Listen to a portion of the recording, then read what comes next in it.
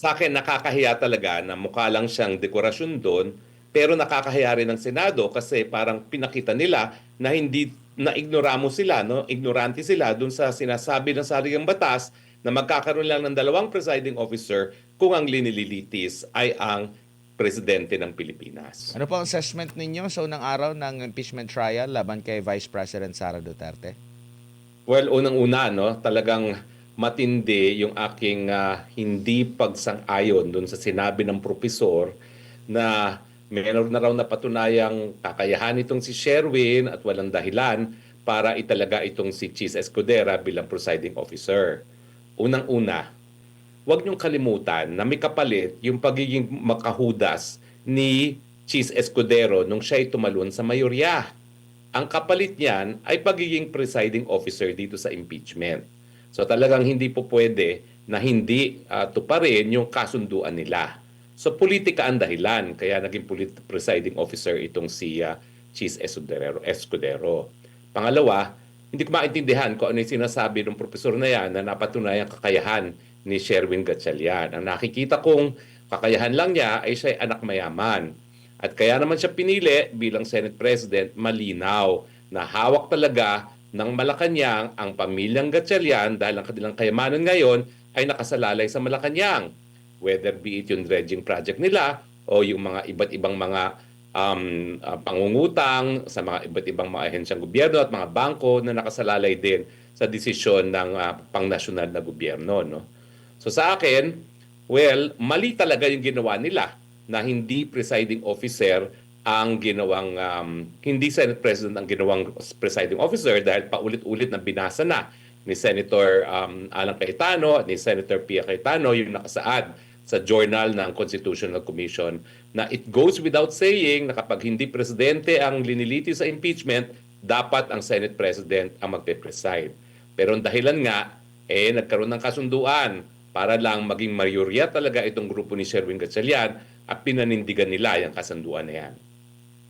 Opo, naging mahalaga din yung pagsagot na dito rin ng Korte Suprema Attorney considering na-raise na rin itong issue na ito, no? Lalo na yung constitutionality sa naganap noong pinatawag ata na special session noong June 3. Ano pong komento niyo rito?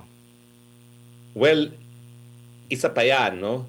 Alam mo, bagamat political ang impeachment, hindi siya puro political. Halong political at legal. Isa ako dun sa abogado na dumulog sa Korte Suprema para pawalang bisa yung impeachment laban kay dating Chief Justice sa Hilarion Davide at doon sa kauna-unahang pagkakataon sinabi ng hukuman na sa ilalim ng 1987 Constitution, bagamat ang Senate ang sole judge ng impeachment trials, lahat ng gawain ng Senate as impeachment trial ay dapat sang-ayon pa rin sa saligang batas. At kapag lumabag ang Senado as an impeachment court, ay pwede pa rin mabaliwalayan ng ating Korte Suprema. So sa tingin ko, yung kanilang pag-aminda ng kanilang rules na nagtatalaga ng isang special presiding officer bukod pa sa Senate President para maging presiding officer dahil wala ngang quorum nung inaprubahan niya ng Senado ay wala rin bisa. Kaya nga ang babala ni Senator Alan Cayetano, meron tayong paglabag sa procedural due process, no? Dahil unang-una, malinaw sa saligang batas na dapat Senate President ang nagpe-preside. Pangalawa, yung pag-amendaha ng rules ng Senado, yung legalidad niyan ay nakabinbin pa sa Korte Suprema. At sang-ayon naman ako kay Senator Alan Cayetano na dahil walang quorum noong June 3, wala ring bisa yung pag-aamenda ng kanilang rules para magkaroon ng hiwalay na presiding officer bukod pa sa Senate President. Ang aking paninindigan, dapat ang hinalal nila noong June 13 bilang isang Senate President ay yung isang tao na may kakayahan para maging presiding officer at hindi lang isang tao na ang kanyang claim to glory anak mayaman siya. Opo, pero alam niyo po ba, attorney, sa tingin niyo po ba na parang yung nangyari sa June 3 is kumbaga alam na nila na dapat ang magiging presiding officer ay isang abogado, kaya nga nagpalit agad sila ng nag-amyenda agad sila dito sa impeachment rules. Kumbaga nakikita nila na bagamat si Gatchalian ang magiging Senate President, pero kinukonsidera nila na ang magiging presiding officer ay iba. Well, kasi nga, yan yung kasunduan nila eh. Kinailangan nila yung boto ni Chis Escudero para mabuo ang kanilang 13. Otherwise, hindi talaga sila maluluklok sa kapangyarihan at yan ang naging kasunduan nila. So hindi po pwede na hindi ito pa rin yung kanilang kasunduan. Ang punto lang, nagkamali naman sila na in accommodating Chis Escudero, nakalimutan nila na kinakailangan muna nila ng quorum bago nila baguhin ang Senate rules na magtatalaga ng iba pang presiding officer bukod sa Senate President. Kaya double sila wami ngayon, no? Mali na nga yung pagtatalaga ng ibang tao as presiding officer, mali pa yung proseso ng pag-aaminda ng Senado. Ang kanilang inaasahan ay yung nakasaad sa saligang batas na sila ang sole judge sa impeachment court. Pero gaya na aking sinabi, mula nung panahon ng yung Davide impeachment case, yung Francisco versus House of Representatives, sinabi na ng Korte Suprema, iba na ngayon ang definisyon sa ilalim ng 1987 Constitution ng judicial power. Yan ay obligasyon ngayon na ipawalang bisa ang gawain ng kahit anong sangay ng gobyerno kung ito ay lumalabag sa saligang batas. Opo, Attorney, good evening. Si MJ po ito. Sir, leadership involves optics. Anong optics na dinulot po na magkatabi po ang Senate President at ang presiding officer sa impeachment court? Sir. Ininsulto nila yung posisyon ng Senate President. Dahil parang inaamin nila na inutil yung Senate President dito sa impeachment na ito. So sa akin, parang hindi nila binigyan ng kahalagahan yung posisyon at yung institusyon. Kasi talaga namang naging parang miron itong si Senate President Gatchalian. Pangalawa, naaalala natin yung mga panahon na dalawa yung nakaupo sa rostrum. Yung impeachment ni Erap Estrada dahil dalawa silang umupo sa rostrum, si JPE as Senate President at si Chief Justice Hilarion Davide. Pero yan nga ay sang-ayon sa saligang batas na kapag presidente ang ini-impeach, ang Chief Justice at ang Senate President ang magiging presiding officers. So pinakita nila na sila ay ignorante rin sa ating batas na nakasaad sa saligang batas na ngayon dalawang parang nagpe-preside, no? Samantalang specified sa Constitution na mangyayari lang yan kapag ang presidenteng ini-impeach. Opo, kasi ang nangyari kanina, parang taga-check lang ng to-do list itong si SP Sherwin. Yun yung puna ng mga nanonood sa live kanina. Binabasa ko rin kasi yung comments, attorney, ng mga netizen. Sir. Sa akin, nakakahiya talaga na mukha lang siyang dekorasyon doon, pero nakakahiya rin ng Senado kasi parang pinakita nila na hindi na-ignoramo sila, no? Ignorante sila doon sa sinasabi ng saligang batas na magkakaroon lang ng dalawang presiding officer kung ang linililitis ay ang presidente ng Pilipinas. Opo, sir, na-establish din ngayong araw na 16 talaga ang threshold ng mga boto, no, na kailangan. Pero ngayong araw po, nakulong na rin si Senator Marcoleta, former Congressman Mike Defensor, nadamay na rin. Senator Jingo Estrada, nauna nakulong. Ano pong tingin nyo dyan, sir, sa magiging botohan po kaya? Will they get 16 votes? Unang-una hindi pa tayo sigurado nakikilalanin nila na 16 talaga ang kinakailangan ng boto para ma-impeach si Sara Duterte. Yung 16, deklarasyon lang yan ni Chis Escudero. Pero nakita nyo naman kanina, yung issue na kung pwede magtalaga ng presiding officer, dinaan din yan sa boto ng Senado at yung boto followed party lines, majority and minority.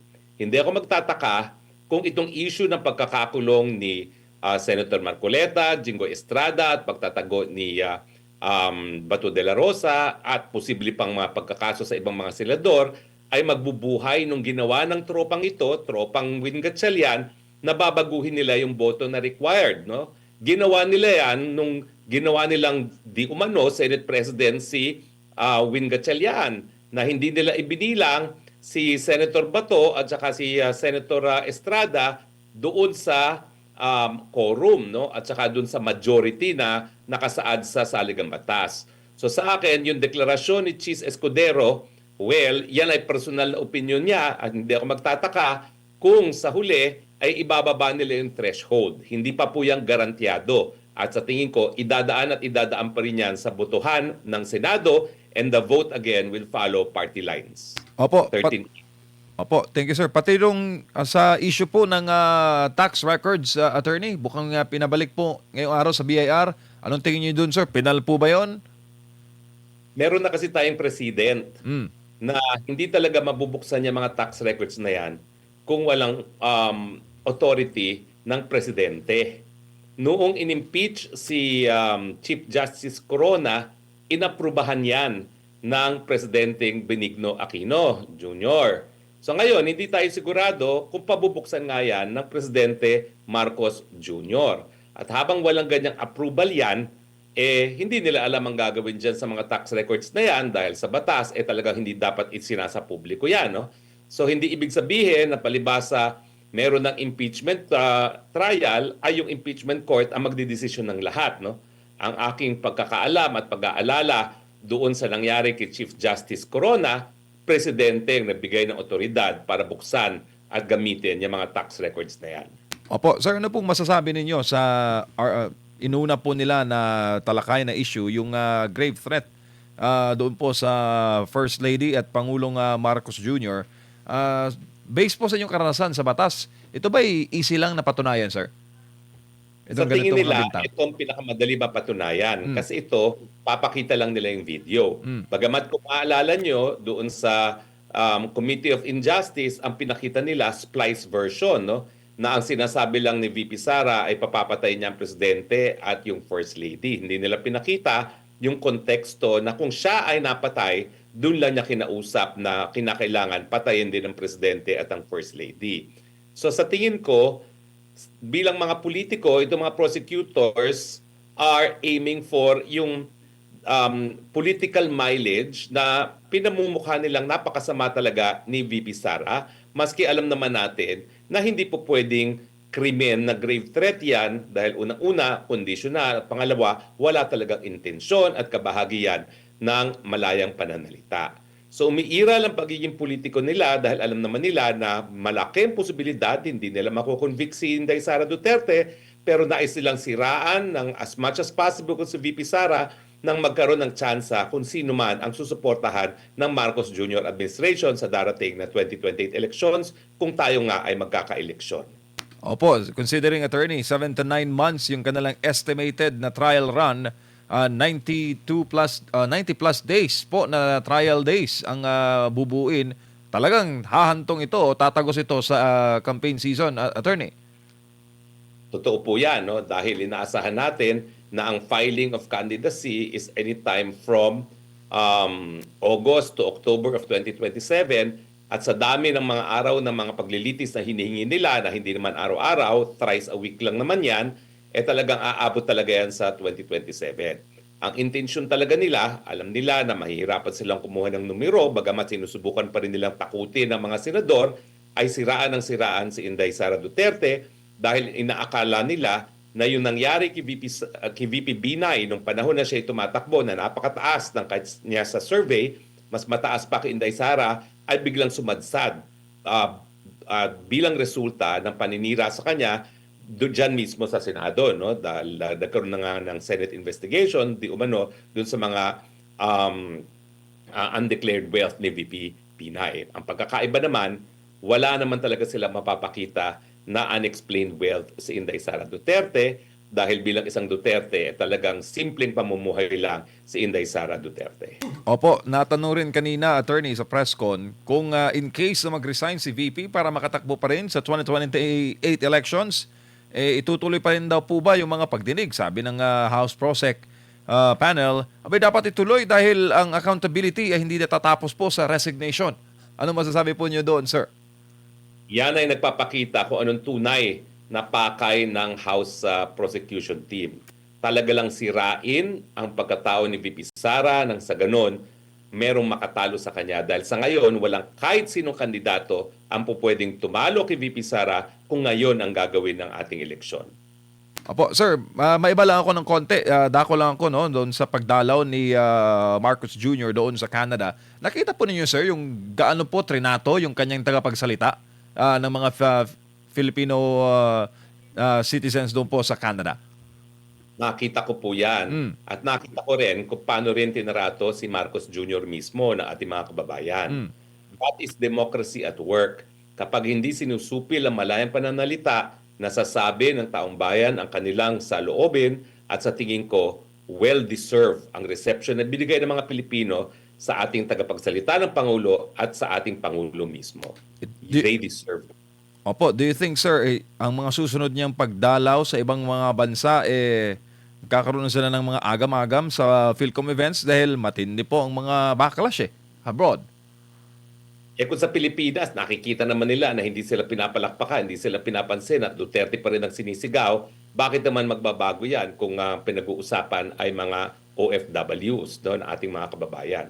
Sa katunayan, mukhang mas malakas pang suporta kay Tatay Digong sa mga OFWs, which I estimate to be anywhere between 95 to 98%, kesa sa suporta kay Tatay Digong sa Pilipinas, which is around 80 to 85%.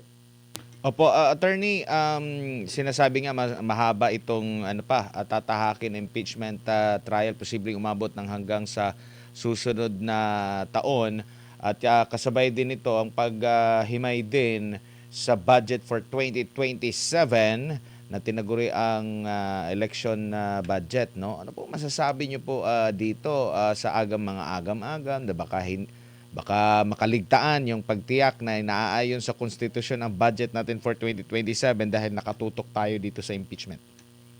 Kasama na po yan sa mas malawakang pangyayari, no, dito sa impeachment complaint. Ito po ay paglihis sa issue na ang talagang dapat maparusahan ay yung mga nasa likod ng flood control scam at saka ito ay paglihis din po doon sa katotohanan na ngayon ginigisa ng Korte Suprema ang administrasyon ni Marcos Jr. dahil doon sa mga bilyon-bilyones, mga unprogrammed funds na pinagmumulan ng korupsyon. No? So hindi po ako magtataka na habang tayo ay nakatutok sa impeachment, yayariin na naman ng mga congressman at senatong ang budget for 2027 dahil yan nga ang pagkukunan nila ng pondo para sa kanilang kandidatura sa darating na eleksyon sa 2028. Opo, siguro bilang panghuli na lang po, attorney, mabahaba pa itong tatahakin sa impeachment trial, mabahaba rin yung pagmamasid ng ating mga kababayan. Minsan, yun na lang po sa mga sambayan ng Pilipino sa kanila pong mapapanood na impeachment trial kay Vice President Sara Duterte. Well, unang-una po, nagpapasalamat ako sa ating mga kababayan sa kanilang patuloy na suporta sa mga Duterte. Madami na pong putik na binato sa mag-amang Duterte, pero lumalabas po talaga na walang epekto po yan sa pagtiwala at pagmamahal ng sambayanan sa mga Duterte. Ang aking panawagan, Pilipinas, hanggang kailan ba tayo magtitiis? Lahat ng kritiko, tinataniman ng kaso na wala man lang piyansa, bilang kapalit ng pagdedeklara ng martial law na alam nila ngayon ay dapat merong sapat na paktwal at legal na basihan. Hanggang kailan tayo magtitiis na sinisira ng Marcos government ang lahat ng institusyon sa ating demokrasya, samantalang nasa kamay natin bilang soberenyang mga mamamayan ang desisyon kung dapat bang manatili o hindi ang isang gobyerno na walang tulong na napararating sa ating mga kababayan. Hanggang kailan?